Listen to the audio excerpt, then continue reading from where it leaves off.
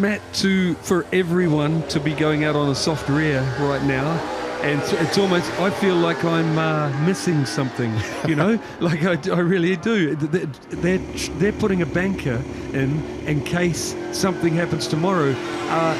I have to chat to a few of the teams and the tyre technicians, but is the cool conditions in the morning a bit risky to do this, you know, to do a big push, and they don't want to just rely on FP3, because they're all out there, everyone with a soft rear and going to give it a go. Well, there's no cliches now. Every second counts in racing nowadays in MotoGP. It's every thousandth of a second counts. You can see Takaaki Nakagami, he was one of the first riders towards the back end of this FP2 session that did go out early on the soft rear tyre. That's how he was able to find a 1:37.778. He's putting together another good lap as well here, Takaaki Nakagami. We'll look at his teammate Alex Marquez. He comes under the flying saucer, and Alex Marquez is down in 14th place at the moment. That's his best time of the weekend so far, though, that 1:38.818. Just for reference, the all-time lap record was set here back in 2020 by Spaniard Maverick Vinales, a 1:36.584. So we're still quite a long way off of the best speed we've ever seen around this Jerez circuit, as Nakagami does indeed on that last lap find more speed and time. A 1:37.581 now from the Japanese man. Into the spectacular infield section. They call it the amphitheatre here, don't they, in Jerez? That's where already, I've got to say, for a Friday, there's a pretty sizable crowd gathered on the hillsides over Jerez. They missed their MotoGP action in Andalusia. They love it in this part of the world. It's one of the, as we mentioned, blue-ribboned events, popular with fans and riders alike. And Pecco Bagnaia here putting together a really good lap. Likewise, Jorge Martin, who's normally so strong in time attack mode. Bagnaia surely, though, going to the top of the pile here in Jerez. He does a 1:37.283. Puts him nearly 0.3 of a second then clear of Nakagami. Here comes Jorge Martin, who bang on course. He does go into second place, a 1:37.368 from the Spaniard. You can see how hard it is on the brakes here when 3/4 or even more, 80% of the riders are all got the hard front tyre in.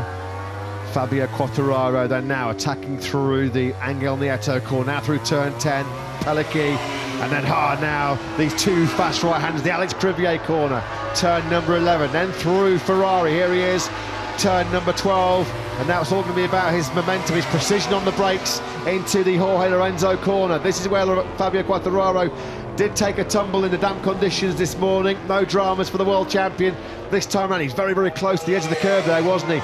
Quartararo then at the moment 7th to 3rd for the Monster Energy Yamaha rider with a 1:37.402. Bagnaia on another one. Stunning late charge this by Pecco Bagnaia.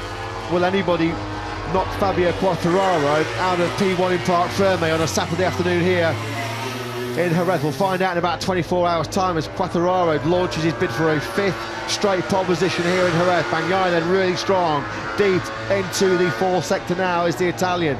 There he is, just behind Marc Marquez on circuit. Marquez trying to recover from those two earlier spills. And look at this, is where I said fire it at the grandstand there. Driving out onto that front straight, either first or second gear. Down these bikes controlling the wheelie, because otherwise they'd wheelie all the way down, then hard on the picks for this one. Yeah, and Bagnaia does indeed find a bit more pace as well, a 1:37.263. Well, let's not forget, ladies and gentlemen, 6 days ago, Pecco Bagnaia was a big doubt for the Portuguese Grand Prix after that horrendous Saturday crash, the big whack on that right shoulder. But he's come back looking really strong here in Jerez. You know this young man's going to be strong. This is the tight two rights, and then you've got a short run up one gear and then throw it into this one. It's seriously fast, Matt, a lot faster than it looks on telly. Then back on the throttle, no brake, and throw it on its side for another one. And towards the end of the race there, as the tyres moving around, this is hard on the brakes, like I said, back down either first or second, depending on the gearbox, and then fire it down the front straight. Yeah, and this might well be the fastest lap of the weekend so far. Then coming in from the world champion and world championship leader Fabio Quartararo, it is a 1:37.071 from Quartararo. Then puts him a couple of tenths clear than now of Pecco Bagnaia in second place. Martin still there in third.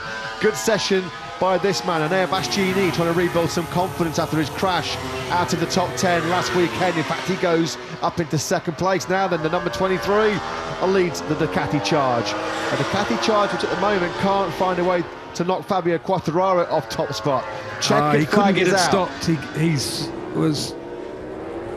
He had knocked the flag out when he came across, right? He wanted to put another one in, and he couldn't get it stopped. He was hard on the brakes. The rear came around, couldn't turn in because the rear was out, and went past the corner. Super disappointed. Shouldn't be a problem. I think there's going to be no dramas for Bastianini. He'll be provisionally inside that crucial top 10 as we look now at Jorge Martin. There's nothing going on this lap for the Pramac Racing man, but he'll be okay with 4th place. Jerez, the checkered flag, then out under the flying saucer, and it will be Fabio Quartararo that stamps his authority again all over another Spanish Grand Prix weekend. A 1:37.071 will put Quartararo top of the pile here. He's still attacking hard for another hot lap here late on. Here, Fabio Quartararo. This will not be beating his best of the session so far. Bastianini will take 2nd place. Bagnaia an excellent 3rd. Martin 4th. Nakagami will be in 5th place. Great job by the Japanese rider. Binder 6th. That's a really good effort by the South African as well on the KTM machine. He's always hit strong here, isn't he, at Jerez, Brad Binder? Yeah, remember that race the year he won the Moto3 World Championship, coming from all the way last on the grid he was after a technical infringement, and somehow took a brilliant victory which set him up for a charge towards the 2016 Moto3 World Championship. Down in Marc Marquez, down in 19th place. There were reasons for that lowly position at the end for the 8-times world champion.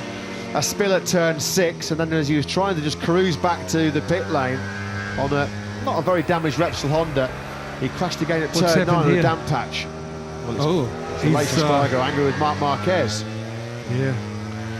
It looks like Marc got in his way, eh? Like, I'll tell you what, Jerez has got to be one of the most difficult tracks on the calendar to stay out of people's way, because you're using the whole track most of the way around, you know. Well, for the problem at turn 13 at the start of the session, I think the Espargaros are wiping Marc Marquez off the Christmas card list at the moment.